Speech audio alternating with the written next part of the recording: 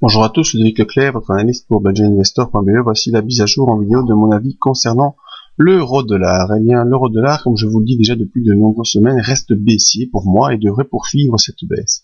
En effet, voici un graphique hebdomadaire qui nous montre très bien que l'euro-dollar est revenu jusqu'à un maximum ici situé vers les 1,3931 et depuis, eh bien, on n'a fait que baisser. On a enfoncé la M20, enfoncé la M50, on est venu un peu se poser sur le haut du grand triangle baissier mensuel, mais on est revenu dans ce triangle baissier et on poursuit la baisse. On voit maintenant le croisement de la M20 avec la M50, la bande de Bollinger inférieure qui s'ouvre complètement, la bande de Bollinger supérieure qui tend à s'ouvrir également, ce qui montre une augmentation de la volatilité même au niveau hebdomadaire, et tout ça nous montre bien que l'euro-dollar est en train de baisser de manière hebdomadaire avec, ici vous voyez déjà le prochain support situé ici proche des 1,31 76-75, donc une zone de support mensuel.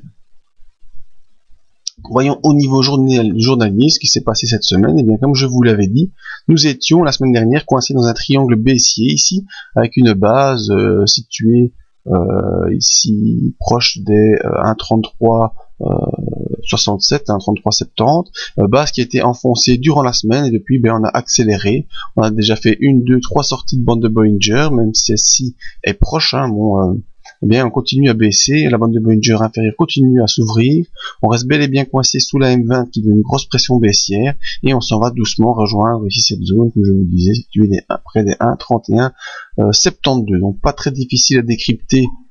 Pour l'instant, l'évolution de l'euro-dollar c'est baissier et ça poursuit la baisse. Le RSI montre la pression baissière qui est bien présente et toujours sous les 40, déjà depuis la mi-juillet, on est dans cette pression baissière.